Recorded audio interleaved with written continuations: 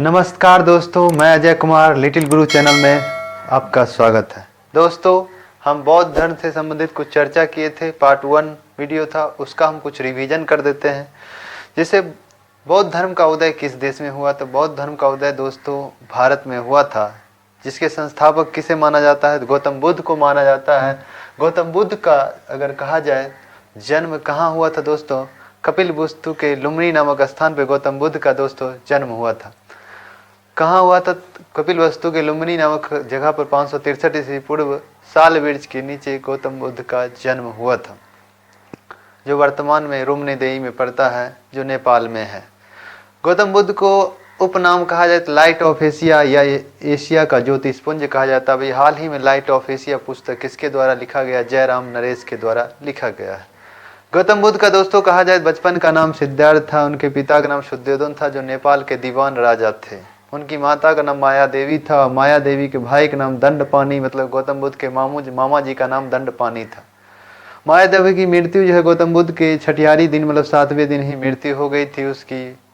उसका जो लालन पालन उसकी मौसी महाप्रजापति गौतमी के द्वारा किया गया था। दोस्तों, इनका विवाह 16 वर्ष की आयु में यशोधरा से करा दिया गया। यशोधरा के पिता का नाम शुद्ध बुद्ध था और माता का नाम पमीता देवी था। मतलब गौतम बुद्ध के ससुर का नाम शुद्ध बुद्ध था और माता का नाम, मतलब ससुर सास का नाम पमीता देवी था, और मौसी तो महाप्रजापति गौतमी था। गौतम बुद्ध किस कुल में पैदा हुए? शाक्य कुल में पैदा हुए। राजा क्षत्रिय थे और गोत्र इनका गौतम था। इनका प्रिय सारथी कहा जाए चन्ना था और घोड़ा क्या था? कंथक था।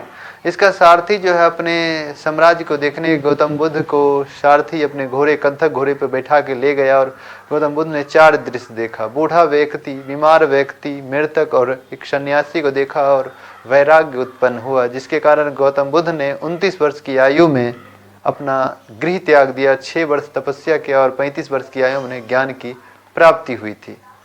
ज्ञान प्राप्ति कहाँ हुई? पीपल वृक्ष के नीचे हुआ था, जो वर्तमान में बोध गया बिहार में पड़ता है, और फल्गु नदी के तट पर इन्हें ज्ञान की प्राप्ति 528 ईस्वी पूर्व में हुआ था, 35 वर्ष की आयु में। ज्ञान प्राप्ति के बाद गौतम बुद्ध जो है वो गौतम बुद्ध ने अपना उपदेश सारनाथ, जो पहला उपदेश सारनाथ में दिया, सर्वाधिक उपदेश श्रावस्ती में दिया, जबकि अंतिम उपदेश कुशीनगर उत्तर प्रदेश में दिया था, जो उस समय मल्ला महाजनपद में पड़ता था। गौतम बुद्ध ने अपना जो भी उपदेश दिया था वो कहाँ दिया, किस भाषा में दिया? पाली भाषा में दिया था। दोस्तों, अगर कहा जाए गौतम बुद्ध, अगर बौद्ध धर्म से पूजा स्थल कहा जाए तो पूजा स्थल को बौद्ध मठ मंदिर कहा जाता है, कहीं बिहार भी लिखा रहता है। और धार्मिक ग्रंथ कहा जाए त्रिपिटक है, जिसका अर्थ होता है टोकरी। त्रिपिटक का 3 भाग है, अभिधम पिटक, सुख पिटक और विनय पिटक।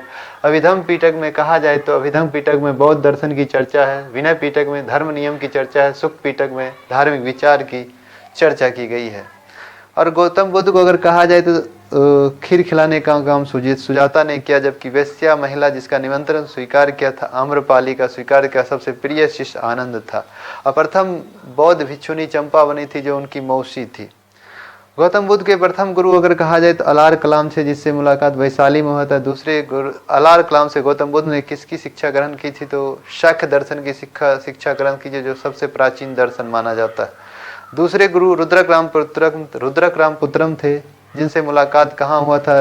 राजगीर में हुआ था, जहाँ से किसी योग दर्शन की शिक्षा ली। जबकि तीसरे गुरु गायत्री मंत्र रचिता विश्वामित्र थे, जिससे धनुष विद्या की शिक्षा गौतम बुद्ध ने धनुष विद्या की शिक्षा लिया था।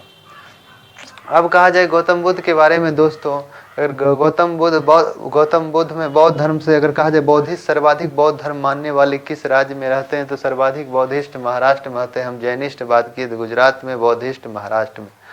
गौतम बुद्ध में बौद्ध धर्म से संबंधित त्रिरत्न की भी चर्चा किए थे, जिसमें बौद्ध धर्म और संघ त्रिरत्न। बौद्ध धर्म से त्रिरत्न में कहा जाए बुद्ध धर्म संघ है, जबकि जैन धर्म में सम्यक ज्ञान, सम्यक आचरण, सम्यक दर्शन की चर्चा है।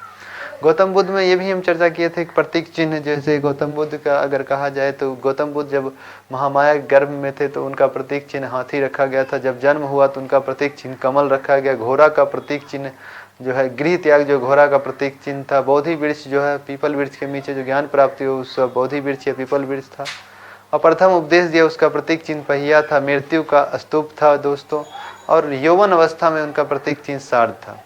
बौद्ध धर्म से कुछ हम शब्दावली निर्वाण जो प्राप्त उसे पद चिन्ह कहा जाता है। दोस्तों हम कुछ शब्दावली बताए थे। बौद्ध धर्म जब गृह त्याग किए गौतम बुद्ध, उसे क्या कहा गया? महाभिनिष्क्रमण कहा गया। अज्ञान प्राप्ति को संबोधि कहा गया, जबकि उपदेश को धर्म चक्र प्रवर्तक कहा गया, और कहा जाए मृत्यु को महापरिनिर्वाण कहा गया।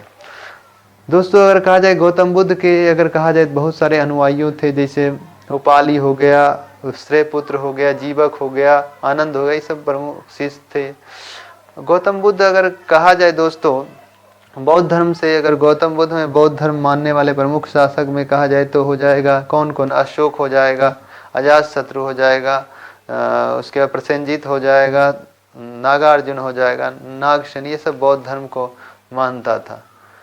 बौद्ध धर्म में अगर कहा जाए तो गौतम बुद्ध ने अपने एंट्री करने के लिए 15 वर्ष न्यूनतम आयु रखा गया था। कोई भी धर्म, बौद्ध धर्म जो दर्शन मतलब ग्रहण कर सकता है, उसके लिए 15 वर्ष न्यूनतम आयु रखा गया था, जिसे उपसंपदा बौद्ध धर्म में कहा जाता था। अब यहाँ तक दोस्तों हम लगभग चर्चा किए थे, यहाँ तक हम चर्चा किए थे। उसके बाद हम आगे चलते हैं। बौद्ध धर्म में इतिहास में कुल, अगर बौद्ध धर्म के इतिहास में कुल अगर कहा जाए तो 4 सम्मेलन का आयोजन किया गया था। 4 सम्मेलन में पहला सम्मेलन कहा 483 ईस्वी पूर्व में कहाँ हुआ था? राजगिरी में। 483 ईस्वी में पहला सम्मेलन जो है दोस्तों राजगिरी में हुआ था, जिसके उस समय शासक कौन थे? अजातशत्रु थे। उसका अध्यक्ष महाकश्यप था। उसी समय प्रथम बौद्ध संगीति के दौरान ही विनय पिटक और सुख पिटक की रचना हुई थी। विनय पिटक जो पाली के द्वारा लिखा गया, जबकि सुख पिटक आनंद के द्वारा लिखा गया था। विनय पिटक में बौद्ध धर्म के धर्म नियम की चर्चा है, जबकि सुक्त पिटक में धार्मिक विचारों की चर्चा है दोस्तों। दूसरा बौद्ध संगीति 383 ईस्वी पूर्व में वैशाली में हुआ था। उसमें शासक कालाशोक था और अध्यक्ष जो है सवाकामी था। तृतीय बौद्ध संगीति 255 ईस्वी पूर्व में पाटलिपुत्रा जो वर्तमान में पटना में पड़ता है, और शासक उसमें अशोक था और उसमें अध्यक्ष था मगली पुत्र 30 के द्वारा किया गया था। उस समय ग्रंथ की रचना अभिधम्म पिटक की रचना की गई थी, जो उसमें बौद्ध दर्शन की चर्चा है। चौथी बौद्ध संगीति जो प्रथम शताब्दी में कुंडल ग्राम जम्मू कश्मीर में हुई थी, जिसमें शासक कनिष्क था, अध्यक्ष वासुमित्र, उपाध्यक्ष अश्वघोष थे। तो उसी समय 2 भागों में बौद्ध धर्म बट गया था। कहता है बौद्ध धर्म किस बौद्ध संगीति में 2 भागों में बट गया था? चौथी बौद्ध संगीति में बट गया था दोस्तों, हीन और महायान। और उसी बौद्ध संगीति में एक भिक्षुक उपासक हुआ। भिक्षुक किसे कहते थे? भिक्षुक जो बौद्ध धर्म प्रचार के लिए गृह त्याग दिया, उसे भिक्षुक कहा जाता था। और उपासक किसे कहते? जो बौद्ध धर्म प्रचार के लिए जिसने जीवन मतलब परिवार के साथ जो गृह कार्य को देखते हुए बौद्ध धर्म का जो प्रचार किया, उसे उपासक कहा गया। तो गौतम बुद्ध ने भिक्षुक के लिए 10 सील दिए, जो उपासक के लिए 5 सील दिए। तो 10 सील में देखना है दोस्तों, 10 सील में क्या होता है भिक्षुक के लिए? अहिंसा, सदा सत्य बोलना, मतलब अहिंसा मतलब हिंसा नहीं करना, सदा सत्य बोलना, चोरी ना करना, किसी का सामान जो है नहीं चुरा लेना, वो काम नहीं करना है। पराये धन को लोभ नहीं करना, मतलब किसी के पास अगर बुलेट से घूम रहा है तो ये नहीं कि हमको भी लोभ करना है, हमें भी बुलेट से घूमना है, इसका नहीं करना। पराये धन का लोभ ना करना। नशा सेवन मतलब शराब नहीं पीना, और स्त्रियों से दूर रखना। तो 5 सील जो है 10 भिक्षु के लिए, तो 5 सील इसमें तो स्त्री के साथ वो पत्नी के साथ रह सकता है ये उपासक, मगर भिक्षु के लिए स्त्री से दूर रखना, दुराचार व्यक्तियों से भी दूर रहना, समय पे भोजन करना, असमय भोजन नहीं करना, सुगंधित पदार्थों का मतलब सेंट परफ्यूम का यूज नहीं करना भिक्षु के लिए 10 सील में है। और आभूषण मतलब कोई भी सजने संवरने वाला, क्योंकि यह जो है सजने संवरने इंटरनल क्वालिटी को दर्शाता है, जबकि सजने संवरने से एक्सटर्नल क्वालिटी दिखाता है। इसको नहीं गौतम बुद्ध ने कहा था आभूषण से कुछ नहीं होने वाला, अपने ज्ञान को अर्जित कीजिए, अंतिम क्षणों तक ज्ञान के लिए काम कीजिए, ज्ञान के लिए अर्जित करने के लिए जो भी करना हो करिए, ये गौतम बुद्ध ने कहा था। बौद्ध धर्म से संबंधित अगर साहित्य कहा जाए तो बौद्ध धर्म के जीवन चरित्र मतलब गौतम बुद्ध के जीवन चरित्र जो है किस पुस्तक में है? कथा वस्तु में है, जो पाली भाषा में लिखा गया था। बौद्धों का रामायण किसे कहा जाता है? बुद्ध चरितम को कहा जाता है, जो अश्वघोष द्वारा लिखा गया था संस्कृत भाषा में। और अश्वघोष ने बुद्ध चरितम की रचना किसके दरबार में किया था? कनिष्क के दरबार में। कनिष्क के दरबार के दौरान ही अश्वघोष ने बुद्ध चरितम की रचना की थी। बौद्धों का विश्वकोश महाविभासूत्र को कहा जाता है, जो संस्कृत भाषा में वासुमित्र के द्वारा लिखा गया था। बौद्ध काल में अगर कहा जाए शिक्षा का केंद्र कौन था, विक्रमशिला और नालंदा था। तो विक्रमशिला विश्वविद्यालय की स्थापना धर्मपाल ने किया, जो वर्तमान में भागलपुर में पड़ता है, और नालंदा विश्वविद्यालय की स्थापना कुमारगुप्त प्रथम ने किया, जो वर्तमान में बिहार में पड़ता है। भागलपुर भी बिहार में है और नालंदा भी बिहार में ही है। बौद्ध धर्म में अगर कहा जाए तो मूर्ति पूजा में प्रथम मूर्ति बौद्ध धर्म की प्रथम मूर्ति जो है किस कला में मिली थी, मथुरा कला में मिली थी, जबकि सर्वाधिक बुद्ध की मूर्ति गंधार कला में, बराबर कन्फ्यूजन होता है। बौद्ध धर्म में प्रथम मूर्ति किस में, मथुरा कला में मिली, जबकि सर्वाधिक गंधार कला में मिली थी। दुनिया की सबसे ऊंची मूर्ति जो है बौद्ध की मूर्ति कहाँ है, तो चीन में, जिसका नाम स्प्रिंग टेम्पल बुद्धा कहा जाता है, जो 153 मीटर का ऊंचा है। बराबर पूछता है बोरोबुदुर का प्रसिद्ध बौद्ध मंदिर, बोरोबुदुर का प्रसिद्ध बौद्ध मंदिर कहाँ है, तो इंडोनेशिया में है। दोस्तों गौतम बुद्ध ने आर्य सत्य कहा जाए अष्टांगिक मार्ग का विचार किसने दिया, गौतम बुद्ध ने दिया, जबकि चार आर्य सत्य का विचार भी गौतम बुद्ध ने। आर्य सत्य में क्या है, दुख समुदाय, दुख निरोध गामनी, ये चार आर्य सत्य में दुख समुदाय, दुख निरोध, पूरे दुनिया जो दुखों से भरा है, गौतम बुद्ध ने ये बात कहा था। इसलिए इच्छा जितने भी है, गीता में भी लिखा हुआ है, इच्छा जो है तृष्णा दुखों का कारण है। अगर हम अधिक इच्छा रखते हैं वह दुख का कारण होता है दोस्तों। इसलिए इच्छा अधिक नहीं रखनी चाहिए, सिर्फ अपने जो काम है उस पर लगे रहिए, सफलता अवश्य मिलेगी दोस्तों।